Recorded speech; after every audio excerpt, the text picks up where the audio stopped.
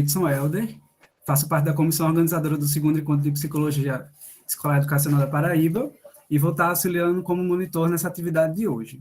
Eu sou um homem pardo, de cabelo cacheado preto na altura do queixo, uso óculos e também tenho olhos pretos.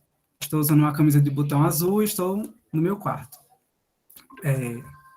Bem, iniciamos a gravação e gostaria de lembrar, em nome da comissão, o nosso protocolo de segurança da atividade de hoje, que nós pedimos que vocês não compartilhem o link para terceiros e, em caso de alguma intercorrência nessa reunião, a chamada será imediatamente suspensa e aí um novo link será gerado e enviado novamente por e-mail através de SIGEventos.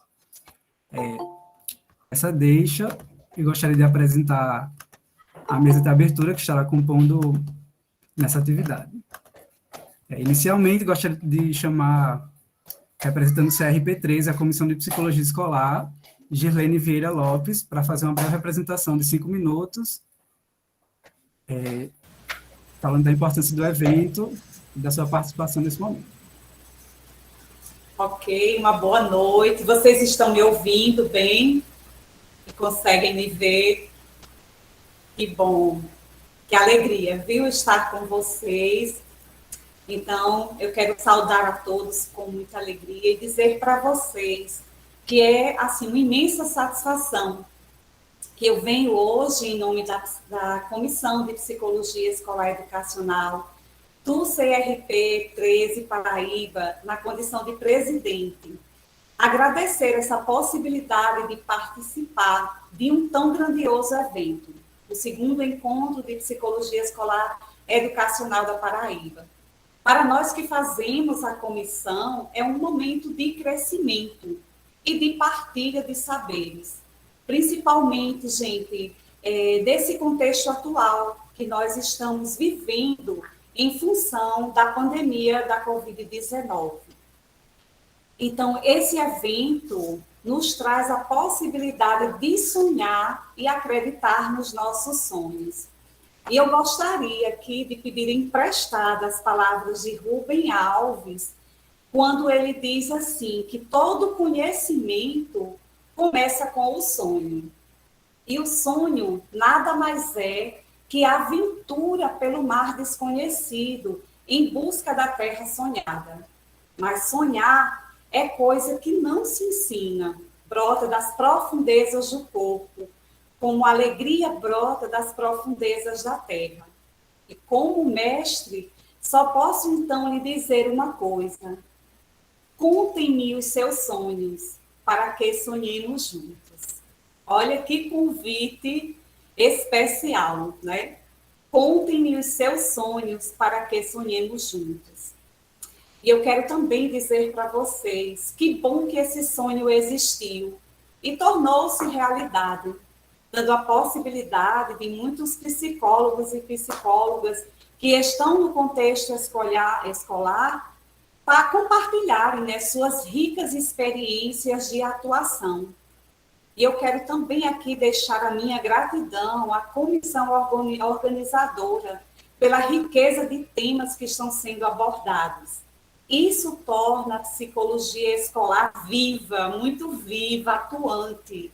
É muito lindo a gente ver cada um desse tema que está sendo abordado. A gente sente uma presença muito viva da psicologia escolar, mesmo diante de toda essa situação, como eu disse no início, né, que nós estamos vivendo uma nova adaptação, um novo modelo de atuar e como nós estamos aprendendo com tudo isso, né? Com toda certeza, nós estamos vivendo um marco muito importante na nossa vida enquanto profissionais, tá? E como pessoas humanas também, né?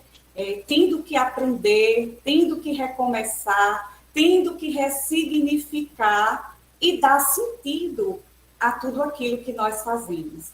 Então, eu quero desejar para vocês, para mim, para todos nós, um excelente encontro. Vamos aproveitar esse momento histórico para a psicologia escolar educacional. Eu tenho certeza que nós gostaríamos de estar todos juntos, né, em um espaço, mas nós estamos todos juntos aqui compartilhando diversos saberes. Nós estamos aprendendo muitas coisas juntos e juntas, para tornar o nosso espaço de trabalho um espaço que seja acolhedor, que seja vivo e que tenha realmente, como diz a própria palavra, né, para não ser redundante mais cedo, mas que tenha vida. Um grande abraço para todos vocês, todos e todas. Agradeço demais essa oportunidade. Tenho certeza que serão dias muito ricos e de muito aprendizado. Muito obrigada. Obrigado, Girlene. Gostaria também de agradecer a participação dos nossos intérpretes de Libras, a Dailton e Kédia, aqui da Universidade Federal da Paraíba também. Dando continuidade, representando a ABRAPE, gostaria de dar a fala agora para a Roseli Fernandes Lins Caldas. Boa noite a todos e todas.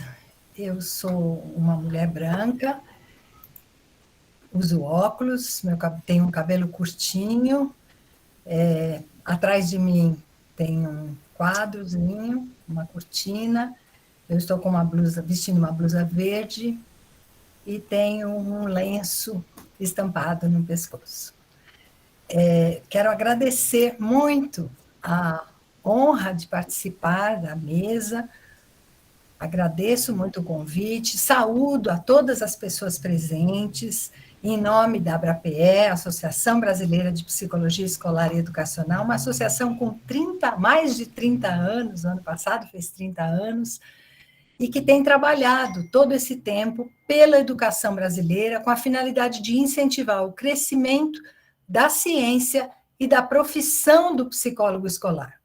E eu inicio a minha rápida fala, me solidarizando com tantos brasileiros, irmãos brasileiros que estão perdendo seus entes queridos e amigos nessa pandemia. O luto é de todos nós, quase 600 mil mortos e, portanto, quase 600 mil famílias. Paulo Freire nos falava de denúncias e anúncios. Vivemos tempos de muitas denúncias na conjuntura atual, em termos da educação, em vários, mas em termos da educação, que é o nosso foco aqui. Precarização da educação, desigualdades nos processos de aprendizagem escancarados diante da pandemia, proposta de homeschooling, de militarização da escola, de escola sem partido, de medicalização da educação, questionamentos sobre inclusão educacional, desmontes de muitas políticas que já tinham sido conquistadas e tantos outros motivos que temos para denunciar retrocessos na educação. Gosto de lembrar de Darcy Ribeiro, que dizia: a crise na educação no Brasil não é uma crise, é um projeto. Então, há muitas denúncias a serem feitas, mas há anúncios. E esse encontro certamente trará anúncios. Quero destacar aqui um anúncio importante, que é a aprovação da Lei 13.935, uma lei que insere psicólogos e assistentes sociais na educação brasileira. Uma grande conquista que aponta para a possibilidade das contribuições e parceria desses profissionais da psicologia e do serviço social junto aos educadores. Sempre na perspectiva de uma educação como direito de todas as crianças e jovens brasileiros. Uma educação que promova a aprendizagem, desenvolvimento, como é o tema desse encontro, emancipação humana. Foram construídos alguns documentos que você pode ter acesso no site do Conselho Federal, principalmente 3 documentos: um manual para a regulamentação da lei, o subsídio, que vai indicar, dar dicas de como né, que é possível, que ações o psicólogo e assistente social podem fazer, e uma minuta com orientações para os parlamentares sobre a regulamentação da lei. Essa lei foi construída a muitas mãos: Conselho Federal de Psicologia, Conselho Federal de Serviço Social, a ABRAPE, a ABEP, a FENAPSE e outras. É importante lembrar que a lei fala em equipes multiprofissionais, aponta que o psicólogo e o assistente social poderão contribuir nas políticas da educação. Esse documento do subsídio traz, de modo bem detalhado, quais são as nossas expectativas diante da psicologia escolar na educação brasileira. Não queremos qualquer psicologia escolar, queremos uma psicologia escolar que aponte para aquilo que nós já temos construído teoricamente. Temos muita construção teórica, e é a partir disso que se dará a nossa atuação. Conseguimos uma grande vitória, um outro anúncio, pensando no Freire, né? Um outro anúncio, conseguimos uma grande vitória, que é o custeio estar incluído no Fundeb. Nós sabemos que as adversidades da Covid-19 certamente trouxeram muitos desafios, muitos prejuízos para a educação brasileira. Então, entendemos que, mais do que nunca, a integração de assistentes sociais e psicólogos na composição de equipes escolares é muito necessária. A Lei 13935, ao mesmo tempo em que anuncia possibilidades, que traz anúncios, também nos impõe muitos desafios. Estamos agora trabalhando muito no sentido de superação desses desafios, de conseguirmos regulamentar nos municípios, porque, embora seja uma lei federal, ela será regulamentada a partir de cada município. Muito tem sido feito, mas ainda há muito por fazer, principalmente para que haja uma compreensão da sociedade, da educação, dos profissionais da educação e mesmo de muitos profissionais da psicologia sobre o que é exatamente a atuação dos psicólogos na educação. É tempo de arregaçar as mangas, de trabalhar em prol da regulamentação da lei, certos de que o trabalho multidisciplinar, que essa parceria entre educadores, psicólogos e assistentes sociais será fundamental para avançarmos na direção de um futuro melhor para a educação brasileira e que, de fato, promova aprendizagem e desenvolvimento, como indica o título desse encontro. A Lei 13935 é uma realidade. Esse é o tempo de buscar caminhos para a sua implementação. E é muito importante a gente lembrar, né, do Freire. Eu quero terminar minha fala com essa frase do Freire, nesse tempo em que comemoramos os 100 anos da vida dele. Num país como o Brasil, manter a esperança viva é, em si, um ato revolucionário. É tempo de esperançar. Bom evento a todos nós. Muito obrigada por terem me ouvido. Muito obrigado, professora Roseli. Agora gostaria de passar a fala, representando a Ampep, a professora Cleise Maria Marinho Araújo.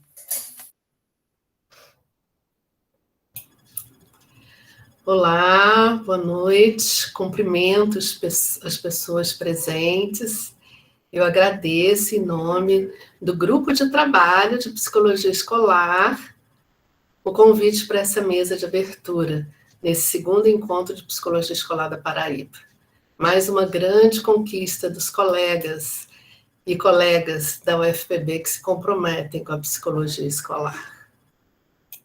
O grupo de trabalho, né, não a Ampep como um todo, mas o grupo de trabalho de psicologia escolar, é um dos mais antigos GTs da Ampep, Associação Nacional de Pesquisa e Pós-Graduação em Psicologia. A gente participa regularmente desde 1994 destes simpósios da Ampep. O objetivo do nosso grupo é desenvolver e consolidar a psicologia escolar enquanto um campo científico de produção de conhecimento. Não só uma psicologia aplicada, mas uma psicologia que já tem uma robusta produção científica, uma área de pesquisa e muita intervenção, muita produção na área da atuação. Partimos de experiências exitosas, de experiências de sucesso. No Distrito Federal, temos consolidada a psicologia escolar. Na Paraíba também temos essa grande conquista, mas sabemos que ainda há muito a conquistar no país afora. E essa lei, como disse a colega Roseli, é um esperançar, é o fruto de uma conquista de muitas pessoas. Lutamos muito para essa conquista. E acreditamos que a psicologia escolar é essa área plural, diversa, complexa, e que precisa, então, ainda de muita produção de conhecimento. O GT, de Psicologia Escolar, busca manter esse debate, as ações também importantíssimas para a área, por meio dos membros do GT. Somos pesquisadores de distintas universidades brasileiras, de todas as regiões do país, que partilhamos o compromisso com a pesquisa sobre a psicologia em contextos educativos, os desafios para a formação do psicólogo escolar e a prática nesses contextos educacionais.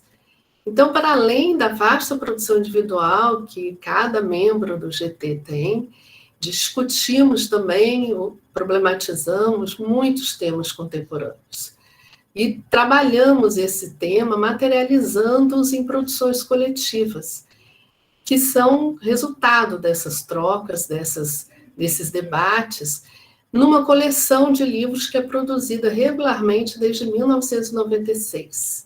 São livros que tratam de inúmeros temas sobre formação, sobre atuação em psicologia escolar, e que mostram nossa resistência, nossa resiliência, nosso enfrentamento diante de temas tão urgentes, tão ameaçados, como o enfrentamento à exclusão, enfrentamento à discriminação, enfrentamento às diversas formas cruéis de preconceito. Na pandemia mesmo, nós publicamos 3 livros. Então, o nosso GT tem uma vitalidade que nós convidamos todos vocês a conhecer.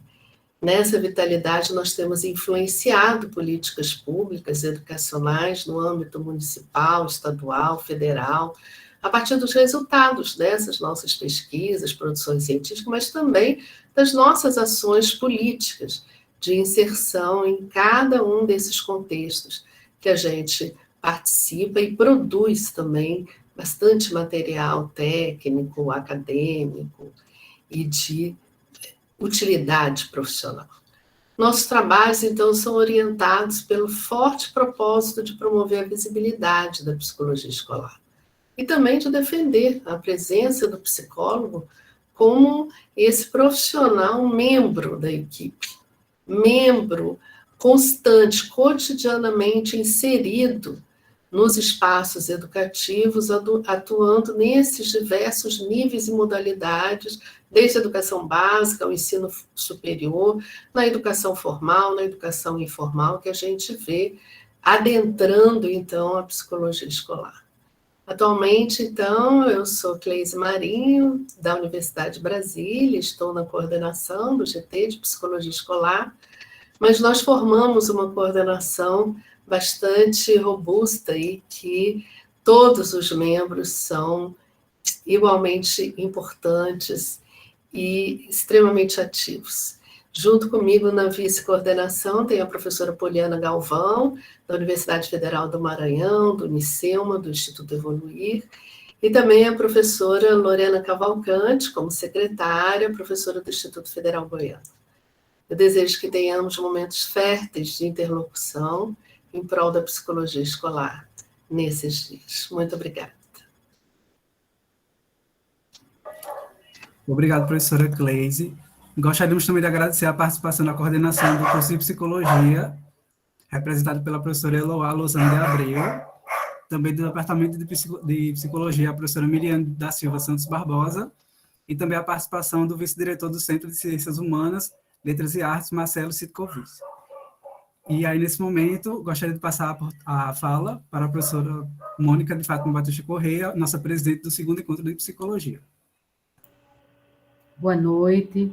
Embora nosso tempo esteja muito curto, eu gostaria de perguntar se Eloá, Miriane e Marcelo Sitkovic quer falar alguma coisa, nos dar uma boa noite. Estou abrindo essa sessão, especialmente porque temos no professor Marcelo, inclusive, um assistente social, muito bem colocado nesse momento, né? Então, vocês querem falar alguma coisa? Eu só peço que, por gentileza, não me perdoem ou nos perdoem, sejam breves por conta de nossa conferencista, que está aguardando. Sim, claro. Eu só queria falar uma coisa, só porque eu me inspirei muito na fala da professora Roseli, e eu sempre costumo dizer aos meus alunos, eu tenho alguns alunos aqui, que eu já reconheci pelas carinhas, pelas fotos, eu sempre falo na minha sala de aula sobre a importância da gente ter um compromisso político na psicologia, e da gente tentar lutar politicamente, e eu não digo politicamente em termos partidários, mas no sentido amplo da política, de a gente garantir o nosso espaço na sociedade.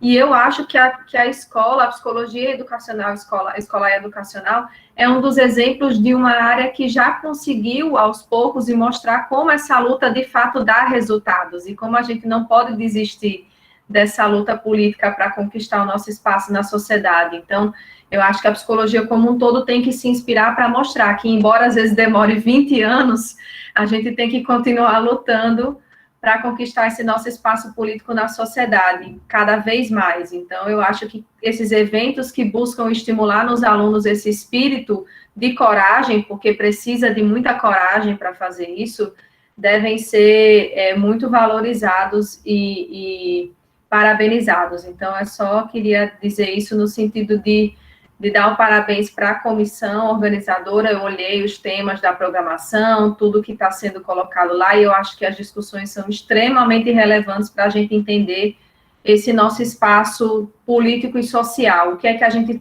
tem para oferecer para a sociedade, não só em termos de ensino formal, mas em sentido de como a gente se coloca mesmo. Para que a gente faz essa psicologia? Porque tem um para quê, e esse para quê é para a sociedade. Então, eu acho que é importantíssimo a gente cada vez estar sempre enfatizando isso. Mas é somente isso, e dar boa noite a todo mundo. Obrigada, Eloá. Boa noite a todas, boa noite a todos. Vou ser muito breve, prometo, Mônica, mas eu quero primeiro justificar a ausência do professor Rodrigo, nosso diretor de centro, que já tinha um outro compromisso e não pôde estar presente, lamentou, me pediu para que fizesse a participação nessa mesa de abertura. Eu quero aproveitar para parabenizar a comissão organizadora, as professoras, professores, estudantes envolvidos na organização desse segundo encontro. Para mim é uma enorme satisfação, inclusive, poder partilhar com vocês nesse momento, dizer, Mônica, aos demais professores, estudantes do CCHLA, é muito orgulho para o CCHLA a realização desse evento, né, um momento, inclusive, difícil que as universidades passam, de cortes, de contingenciamento orçamentário, e como é importante trazer debates dessa natureza no momento em que nós estamos sofrendo ainda, né, com a pandemia e os reflexos que essa pandemia traz, inclusive, para a educação. Então, parabenizar, mais uma vez, pela realização do evento, em particular, como bem observou a professora Mônica, eu sou assistente social de formação, fui durante 2 mandatos conselheiro federal, e naquele período que estava no Conselho Federal, acompanhei de perto a luta pela inserção de assistentes sociais e psicólogos, e quero aqui já me colocar à disposição para que a gente possa unir forças para defender e lutar pela regulamentação nos municípios. Então, meus parabéns mais uma vez, e ficarei aqui na medida do possível para acompanhar o evento. Um abraço para todas e todos, desejo um excelente encontro. Obrigada, Marcelo. Bom, gente, vou descontar no meu tempo a fala dos colegas. Eu dou as boas-vindas a todas. Ô, Miriane, perdão, eu achei que você ficou calada, eu achei que você não queria falar. Eu fiquei aguardando, né? Perdão, me desculpe. Então, a todos e todas que estão aqui presentes, não é? Quero saudar aos membros que fazem parte da mesa e todos os inscritos e inscritas nesse evento. Dizer que, assim como os organizadores, eu também componho o Núcleo de Psicologia Escolar Educacional da UFPB, mas por questões pessoais não pude estar mais próxima da organização, mas quero parabenizar, porque mesmo estando distante, eu tenho certeza que foi um evento programado e organizado com todo carinho, com responsabilidade, né, e considerando todas as questões que estamos vivenciando no momento, né?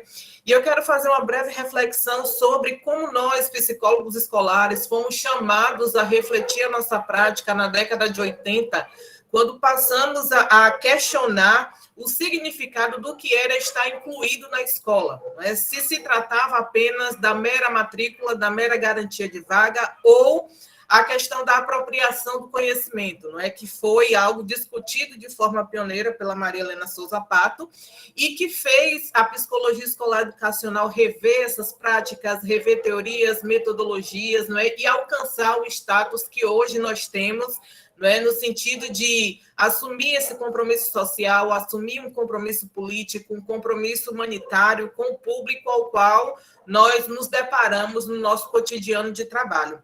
E hoje, 40 anos depois, não é, por questões que são adversas à nossa vontade, a psicologia escolar educacional ela é chamada de novo a pensar sobre este processo de inclusão e exclusão que está se dando nas escolas.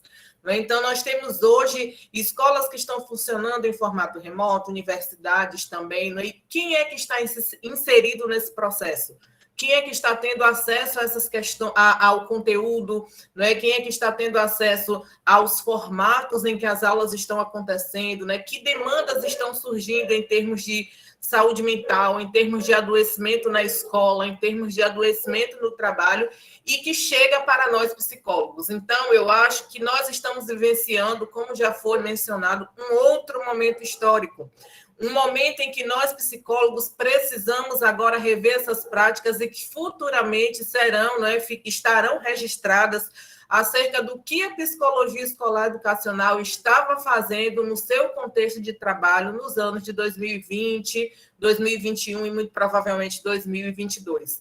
Então, ao que estava voltado o nosso olhar, a nossa escuta, a nossa prática, não é? Para que estava voltada as nossas discussões. Tá? Então, para finalizar essa minha fala, gostaria de desejar que tenhamos todos um bom evento e, mais uma vez, parabenizar a equipe, não é, pelo zelo e pelo esmero com que programaram tudo aquilo que vai ser discutido nesses 3 dias de evento e uma boa noite. Obrigada, Miriane. Então, eu gostaria, como eu estava falando, apenas de dar umas boas-vindas a todas, a todos. Eu agradeço pelo referendo ao encontro que está vindo através da presença do prestígio, né, à nossa reunião. Agradecer o referendo das instituições que acabaram de se representar, dos diferentes segmentos da própria UFPB, da nossa UFPB, aqui representados.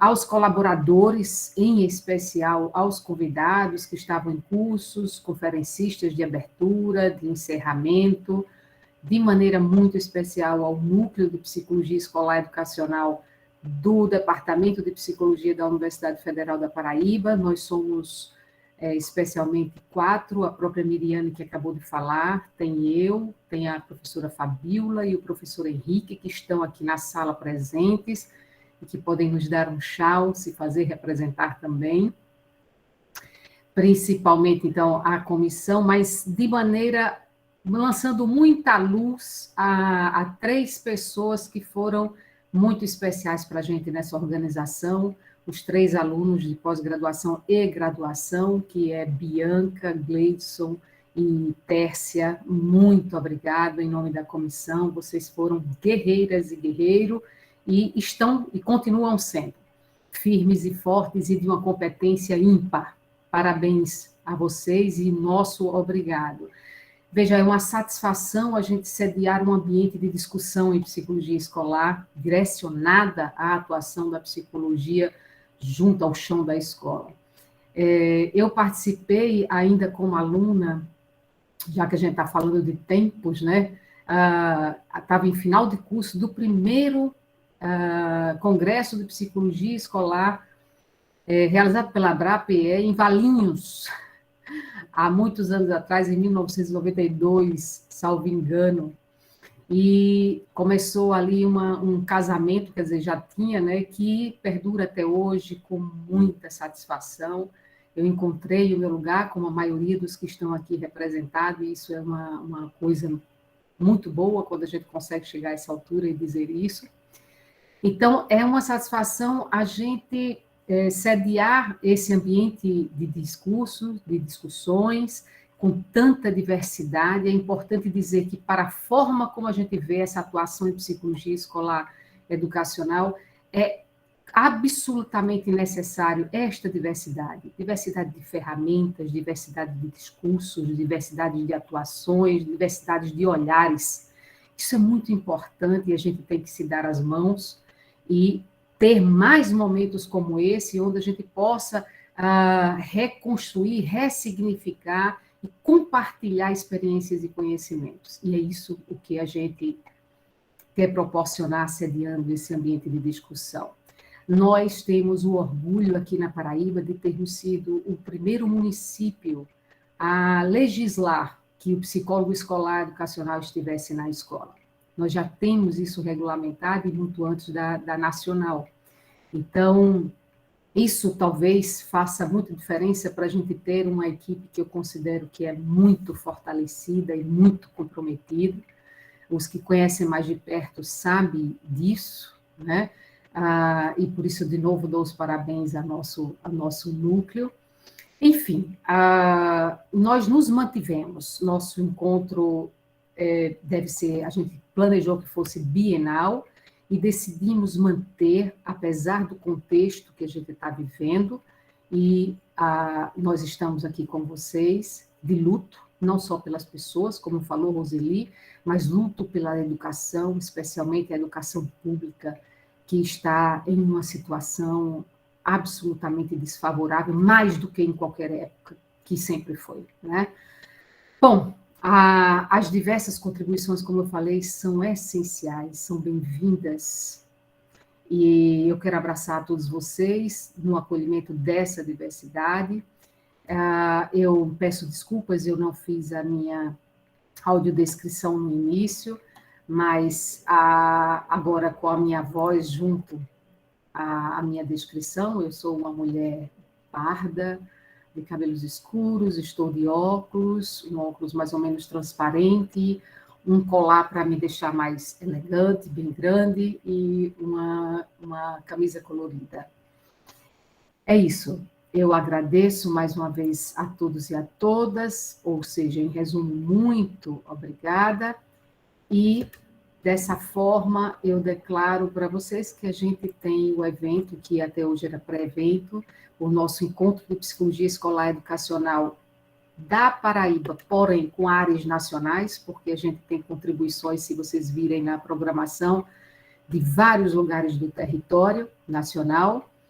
Portanto, uma boa noite, um produtivo e satisfatório evento, e estamos com o encontro de psicologia escolar educacional, o segundo, aberto, e convidamos, eu passo agora de volta a palavra ao nosso querido Gleidson, para que ele convide a nossa conferencista, convidada, me repetindo, para compartilhar conosco o seu conhecimento.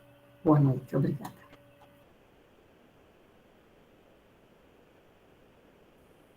Obrigado, professora. Gostaria de chamar agora a professora Vera Lúcia Trevisan de Souza para estar compartilhando a sua palestra da noite, sua fala da noite. Bom, boa noite a todos. Começo agradecendo a comissão organizadora pelo convite, dizer que é um prazer estar em companhia de vocês que vejam nessa mesa de abertura e ter como anúncio da minha palestra, porque vou falar muitas coisas que vocês disseram, observações, palavras, histórias tão preciosas que todos vocês trouxeram. Um cumprimento especial à Mônica, e que agradeço por terem tido coragem de me convidar, e eu de aceitar, e dizer que eu espero que eu possa trazer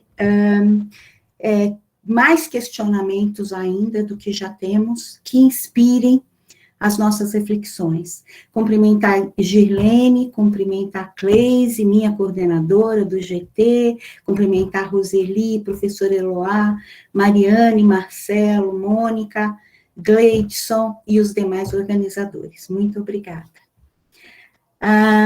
Eu vou compartilhar alguns pontos mais significativos da minha fala. E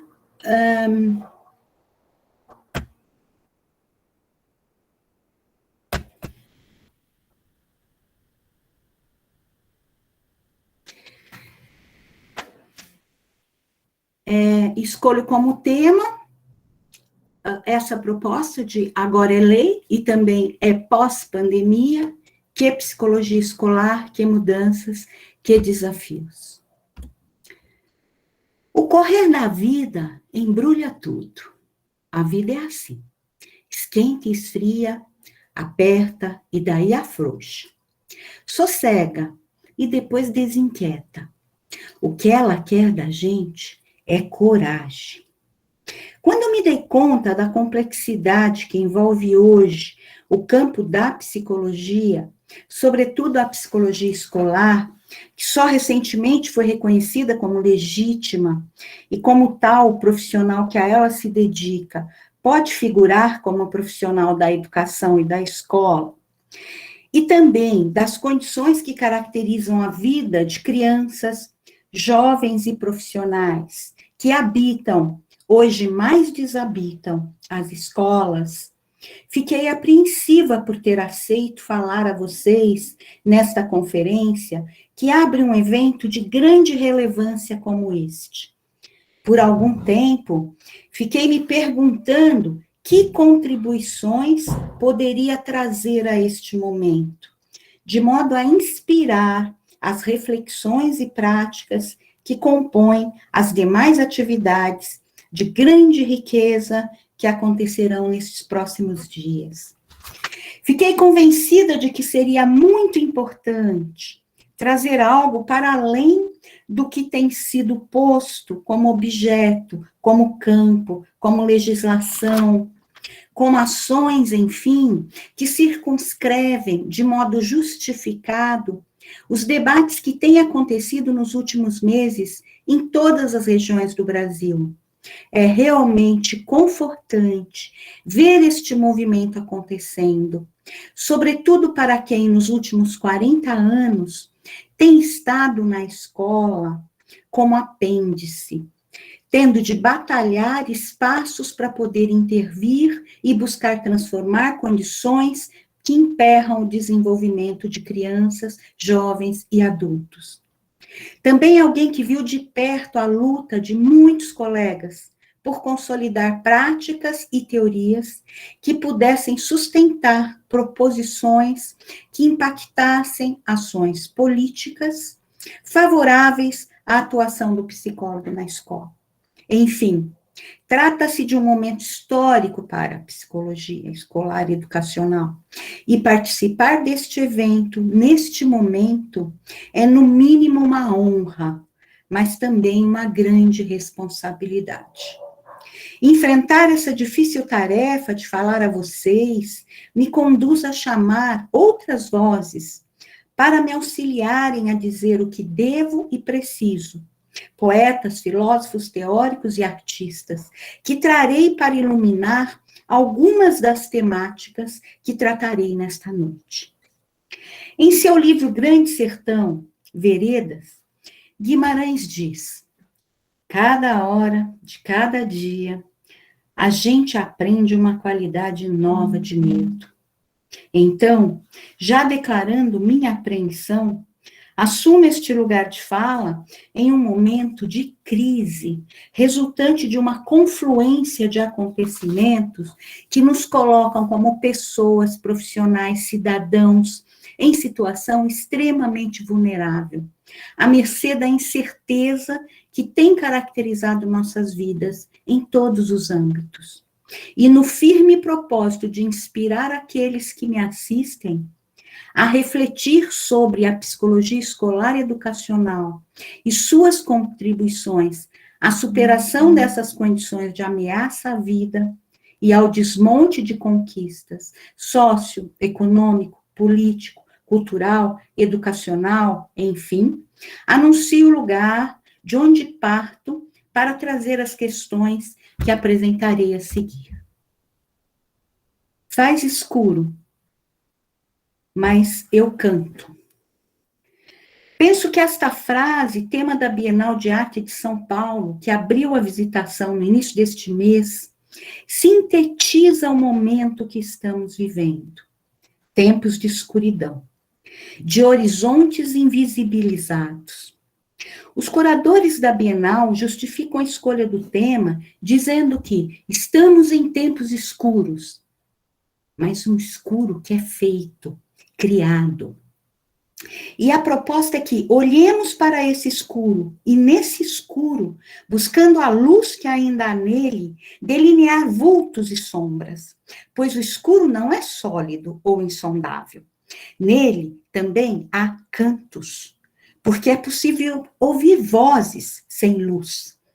E devemos acreditar no canto e nas formas de dizer as coisas que cabem no verso, no poder do refrão sobre a memória e do ritmo sobre o sangue, no impulso de aplaudir em pé, na força do coro.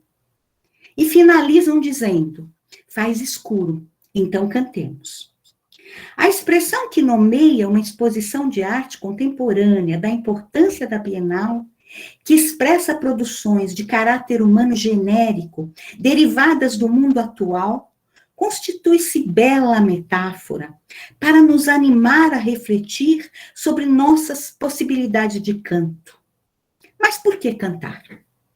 O autor desta frase é o poeta amazonense Tiago de Mello, que, entre os anos de 1962 e 63, escreveu o poema Madrugada Camponesa, cujos 2 últimos versos são: faz escuro, mas eu canto, porque amanhã já vai chegar. Era um tempo com promessas de transformação e ampliação de direitos básicos, como a educação, por exemplo. No entanto, chega a ditadura, resultado de um golpe militar apoiado por parte da sociedade civil, impingindo aos brasileiros duros tempos de privação da liberdade e de direitos. Estava extinta a chegada da manhã preconizada em seu verso. O livro do poeta, de mesmo nome, é publicado em 1965 como ato de resistência.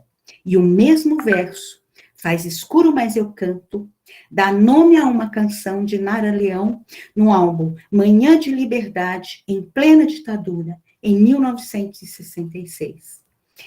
E um novo poema de Tiago de Mello, musicado por Monsueto Menezes, encerra o álbum da cantora, agora não mais endereçado aos camponeses, mas a uma multidão disposta a trabalhar pela alegria. Tiago de Mello foi preso e estava muito temeroso e desanimado quando conduzido à sua cela. Mas, no entanto, ao chegar, encontra grafado na parede, pelo seu antecessor, o seu verso: faz escuro, mas eu canto, porque amanhã vai chegar. Eis a razão para o canto. É preciso resistir. Pois, como dizia Paulo Freire, o patrono da educação brasileira, que nos ensina sobre liberdade e que no último dia 19 comemorou-se grandemente o centenário de seu nascimento, não é no silêncio que os homens se fazem, mas na palavra, no trabalho, na ação, reflexão. São diversos e de diferentes naturezas, com distintos conteúdos, emoções, afetos, os componentes desta escuridão. Minha proposta é que a encaremos e encontremos nos pontos de luz que nos permitam seguir resistindo e agindo no enfrentamento das circunstâncias que atravessam nossas vidas. O que é preciso para cantar neste contexto? Para resistir e construir manhãs. Conhecer, ampliar nossa visão, nos reposicionarmos frente às antigas e novas realidades, olhar além, mesmo no escuro. Será que nossos conhecimentos sobre o desenvolvimento, a educação, a psicologia, as epistemologias, as práticas, são suficientes a esse reposicionamento? O que não estamos vendo? De que lugar você, psicólogo, fotografa a sua prática? O que aparece na fotografia que tira da escola? E na fotografia que eles tiram de você, psicólogo escolar? Quando olha com as lentes da psicologia escolar e educacional, o que há na ponte? Que movimentos? Em quais direções? O que gostaria de ver nas fotografias da escola agora?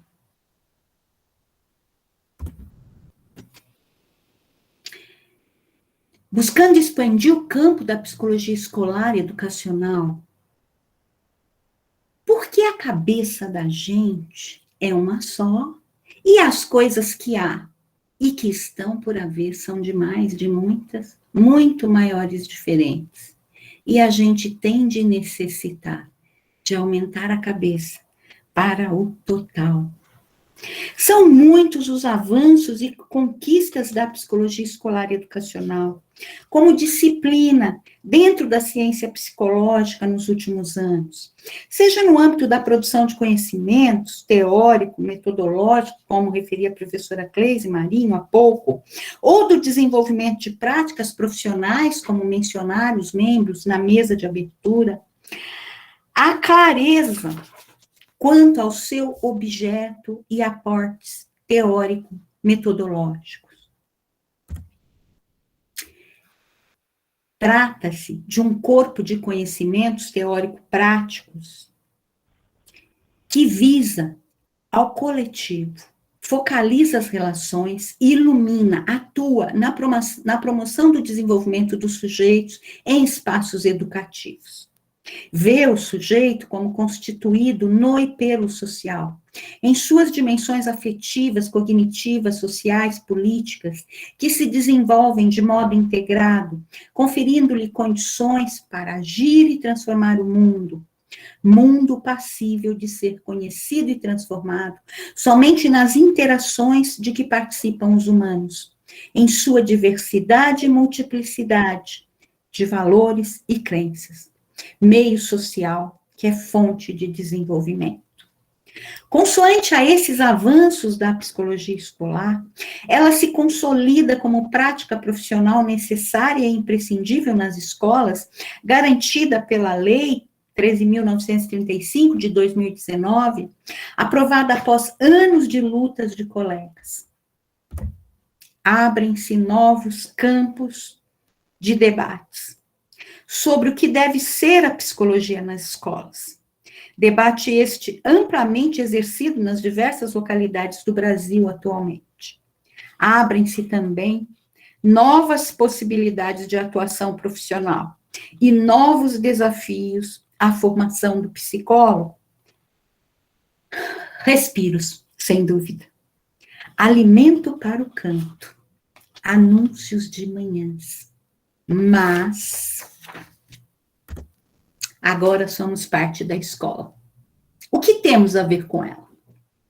O que sabemos de seus processos por dentro com ela e seus profissionais e estudantes? Na sua prática na escola, nas relações que estabelece com os estudantes, profissionais, famílias, você é ponte? É trem que passa por cima da ponte? É a pessoa que está na base, sustentando as outras, ou a que está no topo, prestes a cair? Como seria a ponte de sua atuação? Quem, o que dá sustentação às suas ações? Sustentação capaz de manter a ponte inteira. O que falta para terminar, para construir a ponte? É fato que não seremos mais o especialista, aquele que vem de fora, que olha de fora, que age de fora, que visa o coletivo e as relações. Agora somos o coletivo, somos as relações, somos alvo das ações, de nossas próprias ações e do coletivo. Também são alimentos para o cantar, conhecer e ter clareza dos desafios que, durante a pandemia, com o fechamento das escolas, assumem novos contornos, se aprofundam e se ampliam. e que na retomada do ensino presencial abre verdadeiros abismos em relação ao papel da escola e à recusa dos estudantes em frequentá-la. Estou falando principalmente das escolas públicas dos níveis do Fundamental 2 e ensino médio, que atendem a cerca de 3 milhões de alunos só no estado de São Paulo. Quais dificuldades? Desculpa atrapalhar, é que eu estou tentando falar em Libras e ela não está me vendo. Tem muita tela aberta. Desculpa interromper, tá? Posso continuar? Pode sim, desculpa. Só para avisar para ela.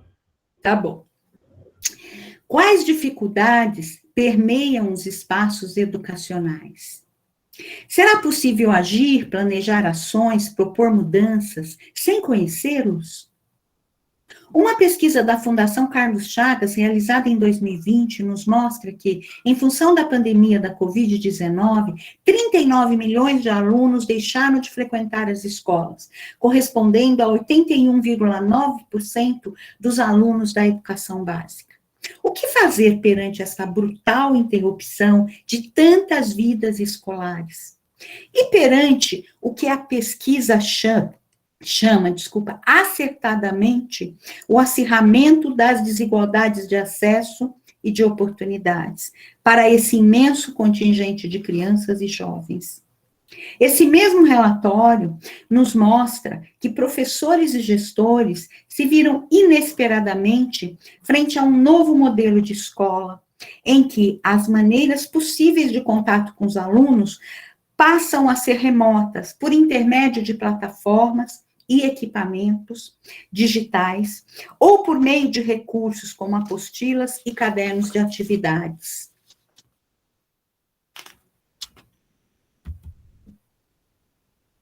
Refletindo sobre a escola que se constrói nesses tempos de pandemia, alguns temas afloram, seja para marcar os impactos negativos ou de risco para essa escola, seus professores e alunos, seja para indicar possibilidades e alternativas de novos caminhos para esses atores.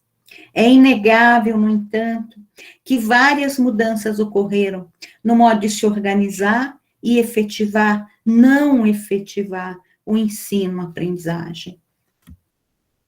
Segundo dados do INEP, no final de 2019, ao menos 4,3 milhões de estudantes brasileiros não tinham acesso à internet.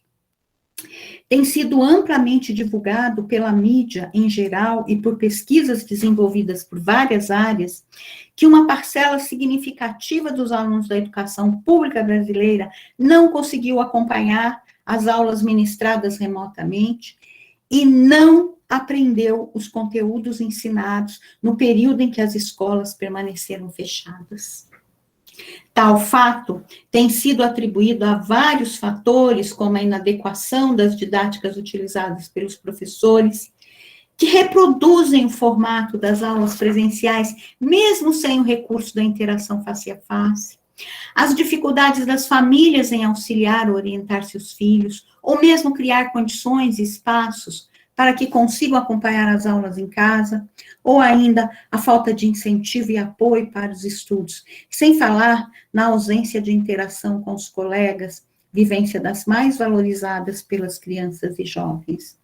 Segundo a pesquisa Viver em São Paulo, 81% dos alunos tiveram dificuldades emocionais, psicológicas, durante o período de isolamento social, o que é extremamente prejudicial à aprendizagem, devido ao impacto na atenção e envolvimento das crianças e jovens com o conhecimento ensinado nas escolas. A pesquisa mostra também que os principais impactos da pandemia para os alunos e alunas são o aumento da desigualdade, a piora no aprendizado e a evasão escolar. Todas essas questões são objeto da psicologia escolar. Que contribuições ela pode oferecer? Quais práticas? De que natureza? Ainda pertinente ao campo da psicologia escolar, com o propósito de expansão de seu foco de atuação, importa sair desta perspectiva mais contextual e local, relativa aos cenários em que tem atuado, para questionar que sujeitos são alvos de suas ações.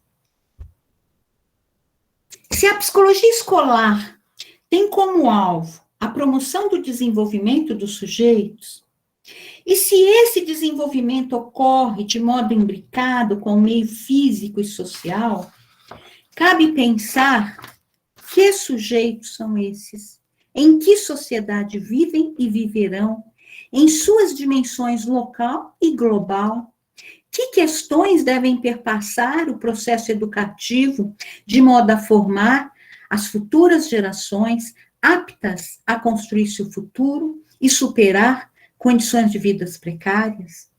Uma breve olhada ao redor revela uma enormidade de problemas ocorrendo no mundo que habitamos.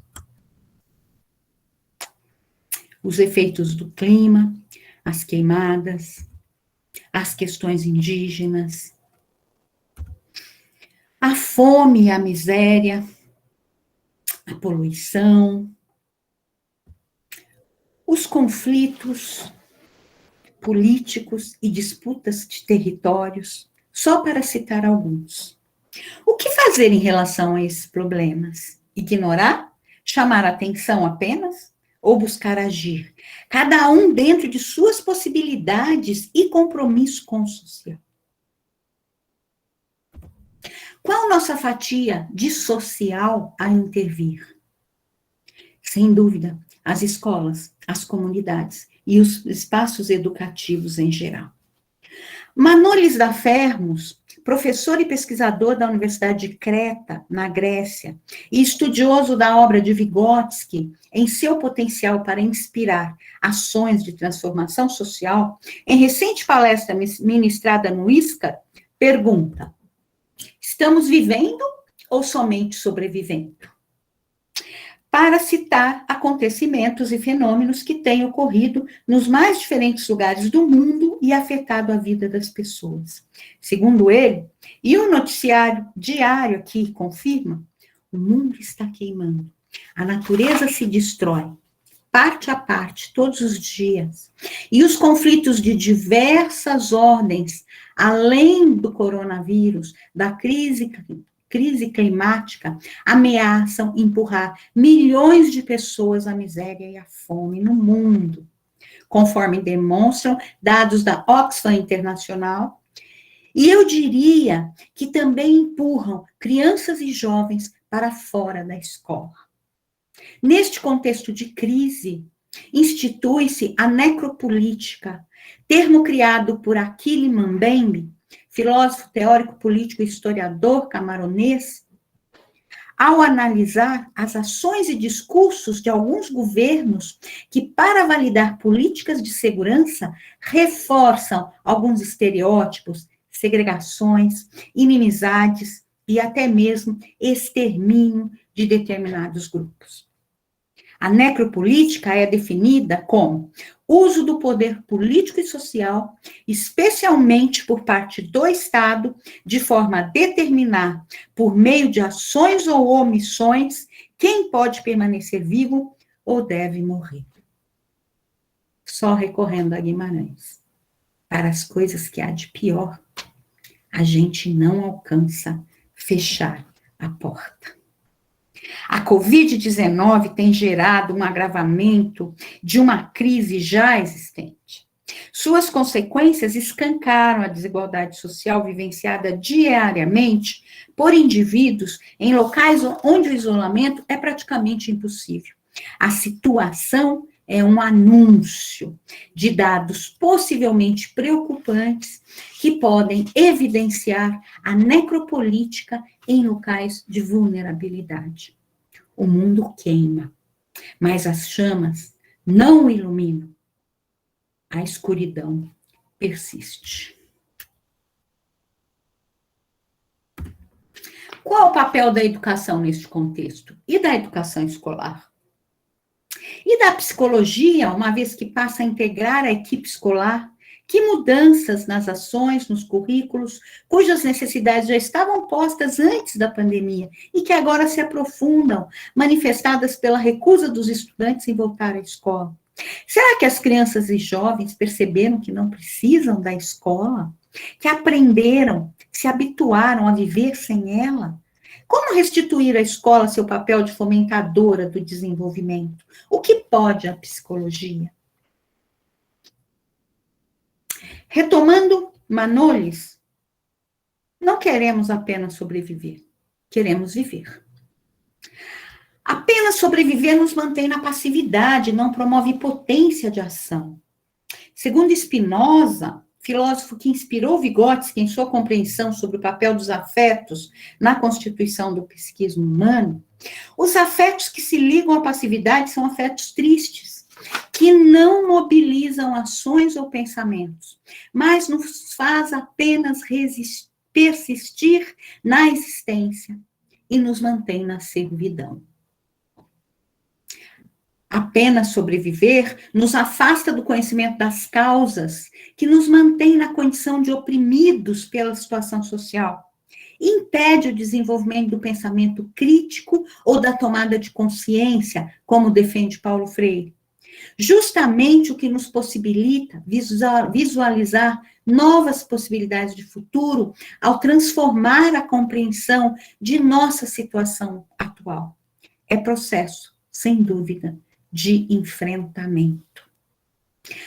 As crianças e jovens querem viver e a escola, a educação, as práticas psicológicas necessitam, portanto, se reposicionarem para favorecer o viver. E no que, segundo Manolis, Vygotsky nos inspira para fazer frente a esta crise e promover o viver? Cantar. Vygotsky diz: o que é impossível para um é possível para dois, para o coletivo. Ao que Manolis acrescenta: o que é impossível no âmbito do desenvolvimento individual se torna possível no âmbito do desenvolvimento social. Ou seja, somos tão mais fortes quanto mais unidos e nos enfraquecemos quando nos dividimos, quando realizamos ações voltadas ao indivíduo, como fez a psicologia na escola durante muitos anos. E ainda, diz nosso patrono da educação, Paulo Freire, que é mesmo a minha neutralidade, se não a maneira cômoda, talvez, mas hipócrita, de esconder minha opção ou meu medo de acusar a injustiça? Lavar as mãos em face da opressão é reforçar o poder do opressor, é optar por ele.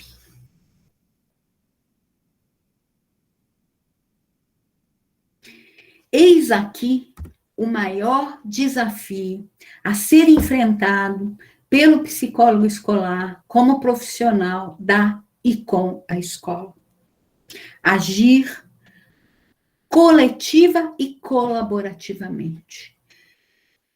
E isso demanda compreender o que estamos chamando de coletivo neste contexto de crise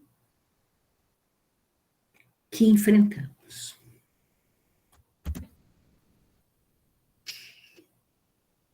Uma primeira ideia que surge quando falamos em trabalho coletivo ou voltado ao coletivo é a ideia de grupo, comunidade, que resulta da interação entre indivíduos que compartilham alguns objetivos ou normas e regras.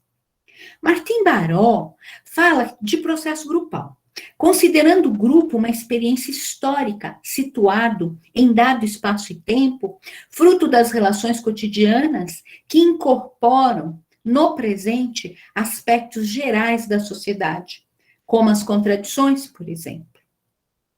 Essa compreensão considera que na sociedade atual, Os grupos expressam múltiplas determinações e contradições presentes no capitalismo, tais como individual, social, competição, interdependência, ter, não ter recursos materiais, culturais, pessoais, para submeter o outro aos seus interesses, exploração, dependência, independência.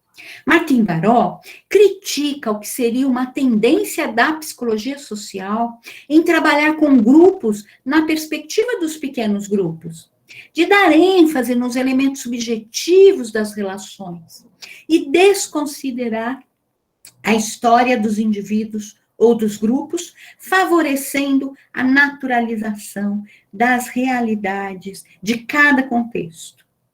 E define o grupo como uma estrutura de vínculos e relações entre pessoas que canaliza em cada circunstância suas necessidades individuais e ou interesses coletivos. Ressalta ainda que um grupo é uma estrutura social, é uma realidade total, um conjunto que não pode ser reduzido à soma de seus membros. A totalidade do grupo supõe alguns vínculos entre os indivíduos, uma relação de interdependência, que é a que estabelece o caráter de estrutura e faz das pessoas membros. E ao falar sobre identidade do grupo, destaca as relações com outros grupos, a dialética intergrupal produzida historicamente em cada sociedade interfere no surgimento do grupo, assim como sua conexão com as necessidades e interesses de uma classe social. E a consciência de pertencer a um grupo, em que diz, o grupo passa a ser para o indivíduo uma referência para a sua própria identidade ou vida, referência essa criada a partir do sentimento de pertença subjetiva a um grupo. Este sentimento é que contribui para que pessoas se sintam e atuem como grupo, possibilitando a sua identificação. O autor aborda ainda a questão da atividade do poder no grupo, que também devem ser observados. Mas o que nós queremos e propomos aqui, neste momento, é que essas ideias postas por Baró, ao falar de processo grupal, possam também ser tomadas para refletirmos sobre o coletivo. Tomemos as palavras do poeta para avançar nessa compreensão. Porque era de haver no mundo tantas qualidades de pessoas, uns já finos de sentir e proceder, acomodados na vida, tão perto de outros que nem sabem de seu querer, nem da razão bruta do que por necessidade fazem e desfazem. E muitos grupos que se dizem um coletivo, se caracterizam como um amontoado, em que todos concordam com todos, sem saber qual o objeto da concordância. Como bem se observa, quando se defende que a psicologia escolar visa o coletivo da escola, é a ideia de que este coletivo equivale ao grupo de indivíduos que frequentam a escola. E algumas vezes a compreensão é de que nossa ação deve se voltar a todos e ser formalizada com estratégias grupais.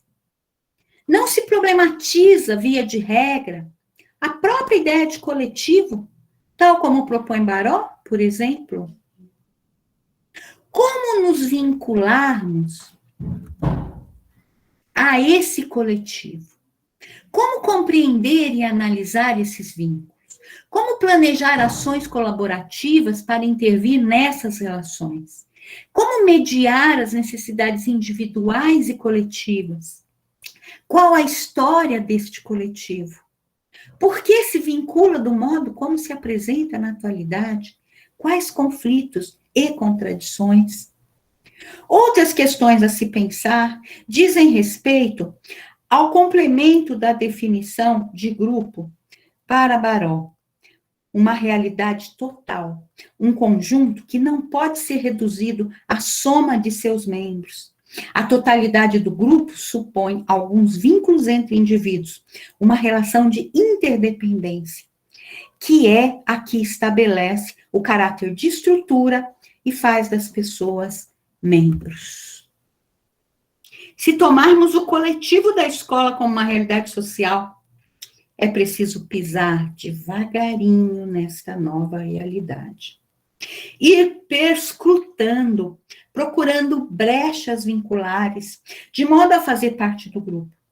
E buscar analisar sua relação com outros grupos, com a própria sociedade, buscando compreender uma dimensão do coletivo que ultrapassa os muros da escola, a comunidade local, o sistema educacional, e avança as demais dimensões da totalidade que comparece e se manifesta nesse coletivo, em forma de contradições, que por vezes se manifestam como conflitos e emperram o funcionamento coletivo. Considerar a história deste coletivo é necessário, pois, retomando o passado, é possível visualizar novos futuros e transformar o presente. Esta é uma premissa que está na base do projeto de transformação política que Vygotsky desenvolveu em seu tempo e que podemos atualizar para pensar nossas práticas coletivas. O viver que se busca construir no e com o coletivo é um viver consciente. E consciência entendida para além da percepção de si e da realidade, mas como compromisso com a transformação das condições de vida que favoreçam esse viver. Somos parte da totalidade do mundo que queima, que explora, que exclui, que produz desigualdade social e educacional. Somos parte deste coletivo maior. E um modo de enfrentar essas condições é conhecendo suas condicionantes, analisando sua produção e agindo para sua superação. E a educação, no caso a educação escolar, é espaço fundamental para esta ação, em que podemos nos transformar como coletivos por meio de ações colaborativas permanentes. Qual psicologia escolar para atuar na crise? Algumas proposições e práticas colaborativas. Stetsenko, ao falar sobre as contribuições de Vygotsky para o enfrentamento dos desafios atuais e a promoção de mudanças, diz que, se queremos de fato manter o legado do autor vivo, devemos tratá-lo como contemporâneo, tomando seus conceitos mais radicais para utilizá-los na compreensão de fenômenos atuais e na luta por um mundo melhor. E propõe expandir suas concepções, desenvolvendo o conceito de TAS, em português, posicionamento ativista transformador. Para a autora, a realidade é constantemente transformada pelas pessoas como atores das práticas comunitárias. E como atores, elas não só estão imersas em práticas colaborativas, mas também são co-constituídas por suas próprias ações contributivas a essas práticas. Que neste processo é preciso pensar o conhecimento como possibilidade de tomada de posição, reivindicar posições, como parte do devir pessoal, assumindo uma posição de ousadia, questionando o que é, lutando por mais, e alcançando novos horizontes de possibilidades, sempre em solidariedade com outros. Propõe que se assuma um posicionamento ético-político, expondo o que pensamos e para onde vamos e onde estamos. Um delineamento prático-político dos desafios que queremos enfrentar, juntando-se com a luta no território, definindo o que lutamos a favor e contra, expondo nossas metas, utopias, como um destino desejado e um horizonte de possibilidades. Em nossos termos, Trata-se de, junto com a escola, fazer um exercício de compreensão dos fatos e acontecimentos do mundo, situar os sujeitos da escola no mundo, na comunidade e na escola, definir as condições atuais da educação, suas metas, estabelecendo o que se quer alcançar e o que refutar, e pensar ações conjuntas para implementar este movimento permanente, processual, recursivo, que favoreça o desenvolvimento de sujeitos capazes de se posicionarem, atuarem e transformarem a realidade. Movimento já iniciado com a inserção do psicólogo nas escolas, agora oficial, que seja sempre um movimento caracterizado pela reflexão sobre o que somos, para onde vamos e por que vamos. E para terminar, o que o medo é? Um produzido dentro da gente, um depositado, e que às horas se mexe, sacoleja. A gente pensa que é por causas, por isto ou por aquilo, coisas que só estão fornecendo espelho. Nos livremos dos nossos espelhos. É isso. Obrigada.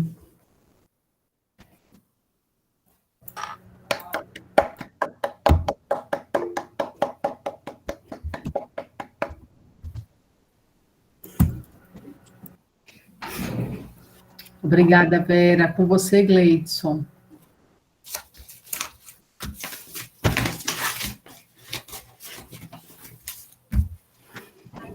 Pronto, professoras. Acredito que agora nós vamos abrir para perguntas, alguns comentários dos participantes. Se fiquem à vontade de colocar no chat ou também de se colocarem na reunião. Obrigado pela fala também, professora Vera.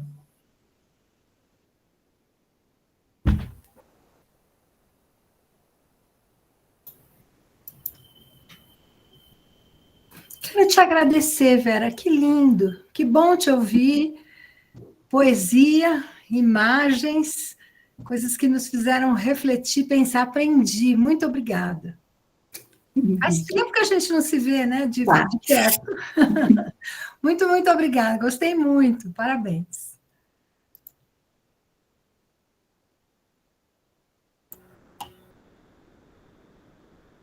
Também quero agradecer, Vera, a inspiração. Abrimos de maneira iluminada. Ao mesmo tempo que eu vou deixar que, se outras pessoas quiserem falar alguma coisa, eu quero convidá-los a participar intensamente, a olhar a programação. Poderemos, como eu falei, tem diversas discussões, está ricamente estruturado, e teremos ainda a conferência de encerramento também, com Estela Gil da UFSCar, que foi nossa professora uma época, ela, por sinal, está aqui também, lhe assistindo, Vera, e nos assistindo na mesa. Obrigada, foi lindamente montada, a gente vê que foi com muito cuidado, com muito carinho, e a comissão agradece muitíssimo, e tenho certeza que os participantes também. Cleise, eu não falei direito com você, naquela entrada muito, né?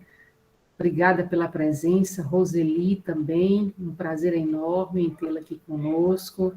Obrigada a vocês todos por estar conosco nessa felicitação à psicologia escolar educacional, tão cara para a gente e, como eu disse, tão praticada no nosso estado, no nosso município, né?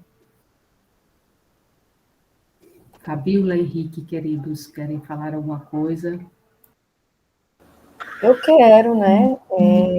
Quero agradecer a minha querida Vera, né? Alguns alunos aqui já fazem a leitura, né? Dos textos do nosso GT, né? Leiam os trabalhos da professora Cleise, da professora Raquel, da professora Vera, né? E eu acho que, assim, uma exposição assim muito impactante, muito reflexiva, né, forte, né? Agradecer muito, muito mesmo, Vera. Eu sei que preparar uma fala dessa, né? É um tempo, né?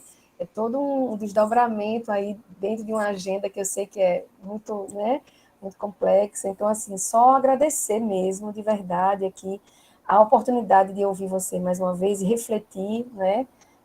Aí com base em toda a sua experiência, você tem um grupo, né, que estuda isso profundamente, que eu sei, né, dessa forma, né, a arte como um instrumento de mediação, o trabalho do psicólogo e também estudada pelo nosso grupo aqui de pesquisa. Então, queria agradecer muito, né, e dizer que é sempre muito, é um aprendizado, né, e é um momento de reflexão mesmo, de aprendizado, ouvir você, né, e um privilégio, não é? Para todos nós. Muito grata mesmo pela sua presença aqui. Tem um grupo de psicólogos que a gente está acompanhando, e eles estão, assim, realmente fascinados, né, com com as suas colocações. Isso é muito bom, né, quando a gente, né, disponibiliza, né, e você também se coloca aberta, né, para vir aqui para a gente. Então, assim, agradecer muitíssimo a sua presença aqui, a de todos, a professora Estela, que foi minha professora também, pela presença aqui, também vai nos brindar com a conferência de encerramento, todos os meus colegas aqui presentes. Muito obrigada. Gilene, minha cara, desculpa, Vera, um abraço e perdão, viu? Olhando para você e não a felicitei diretamente. Eu é que agradeço, Mônica, obrigada. E olha, professora Vera, que coisa linda aqui que a auxiliadora colocou. E eu quero pegar as palavras dela, né? Hoje eu estou pedindo emprestado demais. Já pedi emprestado a Rubem Alves e vou pedir emprestado aqui a auxiliadora, né?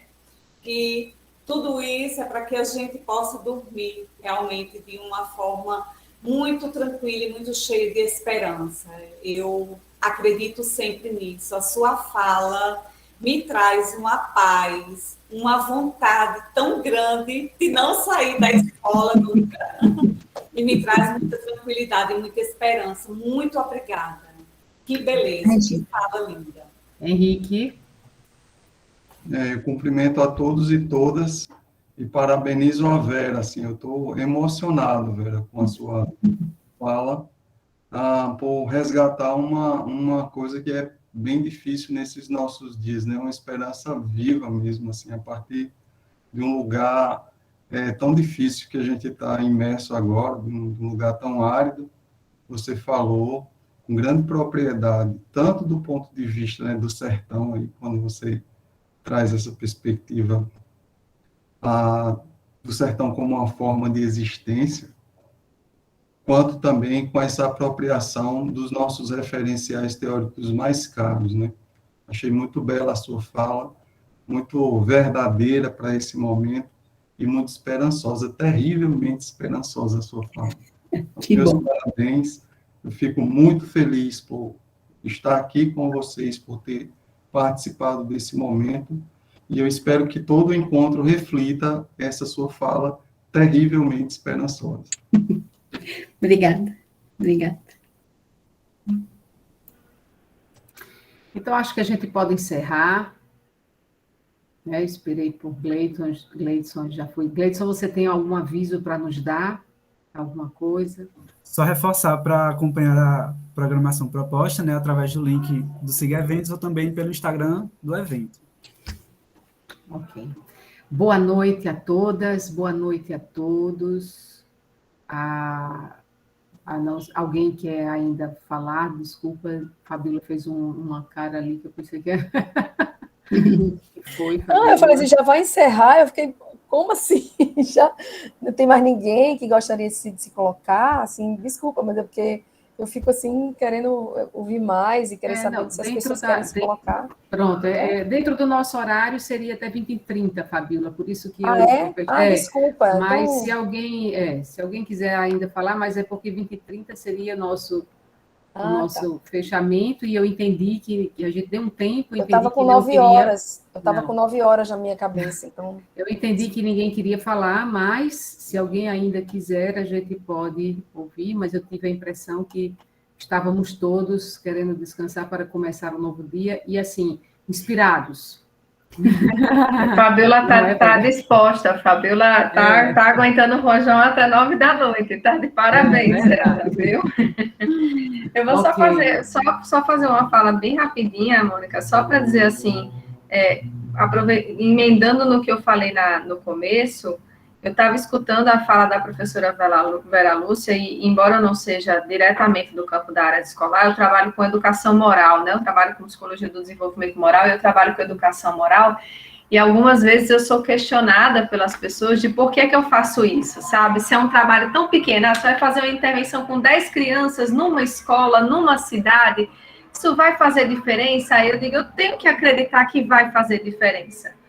Eu não posso desacreditar nisso. Eu acho que isso começa com os nossos filhos, começa com as crianças que a gente tem perto, começa com os adolescentes e começa com a mudança de postura nossa em detrimento a essas questões. Se a gente perder a esperança, meus alunos dizem que eu sou muito otimista, mas é porque se eu não for, como é que eu vou ensiná-los a ser otimistas?